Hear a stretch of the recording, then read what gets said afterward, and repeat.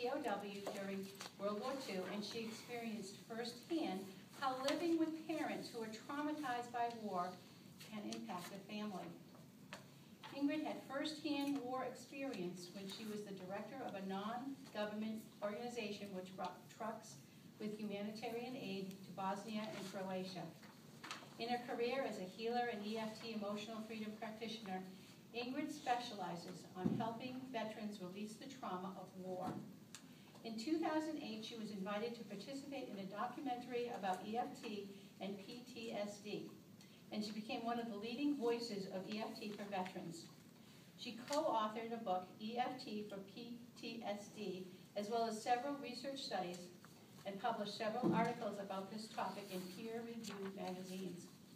In her talk today, Ingrid wants to persuade the audience to see the well-being of returning soldiers as a personal responsibility, not a responsibility of the VA and the mental health services alone.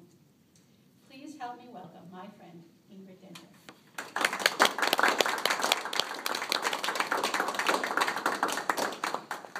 Thank you, Madam Toastmaster, and good morning, fellow Toastmasters, very welcome guests.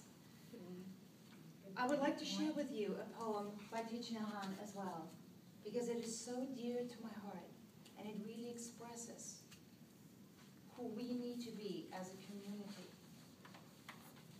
Veterans are the light at the tip of the candle, illuminating the way for the whole nation. If veterans can achieve awareness, transformation, understanding, and peace, they can share with the rest of society the realities of war.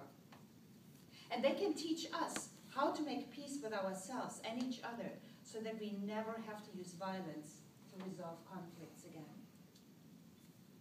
When you touch fire and your hand gets burned, it's not the responsibility of the hand alone. It is the responsibility of the whole person. The hand did not touch fire by itself. It was commanded to do so by the brain, and the whole body got hurt at the same time. If the body blames the hand, that's not just. The hand acted because the body ordered it to do so.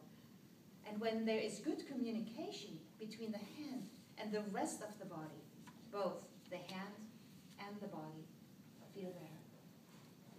If the body says, you must bear the burden of your actions by yourself, I can't forgive you what you've done, that's lack of understanding. 22 a day. 22 soldiers a day and more are taking their own life every single day because they can't deal with the aftermath of what they have been through, and nobody helps them. It's harder for them to reach out for help than to kill themselves. We have more casualties through suicide after Vietnam than we had casualties during the war. More soldiers killed themselves than got killed in combat. That's a real problem. That's a real problem. This does not include those who became drunks, who got on drugs, whose marriages fell apart, who are living on the streets, even Concord streets has them all over the place. It does not include those who went into 2 or 3 careers. It does not include those who decide, just to keep their mind busy. It does not include those who now serve in our governments and whose war trauma is impacting what politics does today, how we treat other nations and how we treat each other. Those who actually managed to walk up the corporate ladder and are now in leadership positions with the trauma in their background. We are having a problem. We are having a problem, not just those who deployed. My father would have never, ever talked about his experiences in Russia. I grew up understanding never, ever to ask. It was the responsibility of our family to make sure that Dad was always safe from ever having to talk about this again. My sister, my brother, myself, my mom, we all respected that. It was set in stone and it was not to be discussed ever.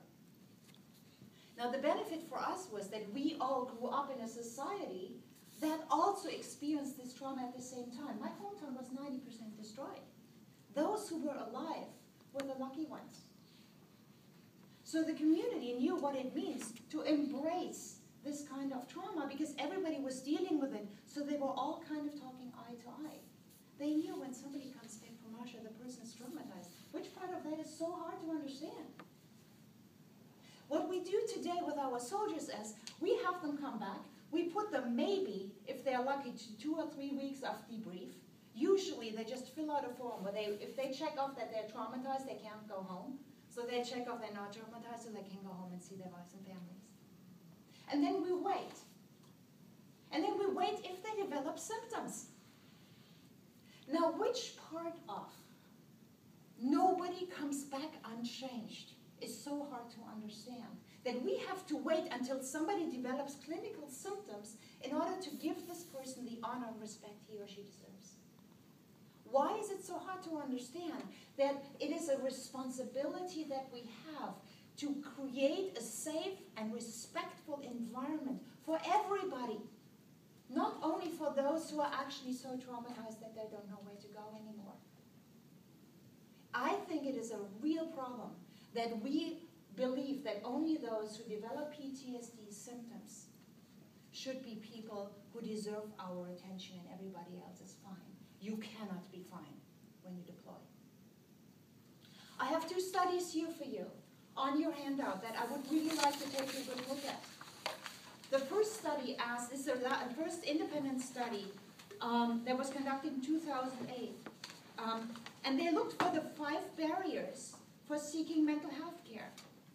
And you see, they were talking about, the soldiers were talking about, the medications don't work. They were afraid it could harm their career.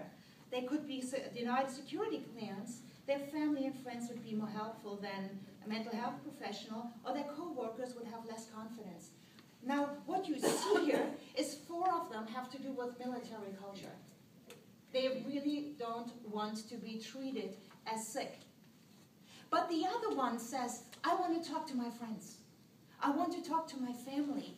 I want to talk to people that I choose, that I trust, and that know me well. This is exactly what this says. So why don't we just step up as a community and understand these men and women go out to protect us, to help us, to save our lives, even if it costs them. And we just send them to the VA. The responsibility of the VA is not to heal a person. It is to fix the person up enough to send them back into combat. It is a military organization. It is not the responsibility of the VA to heal a soldier. It's our responsibility.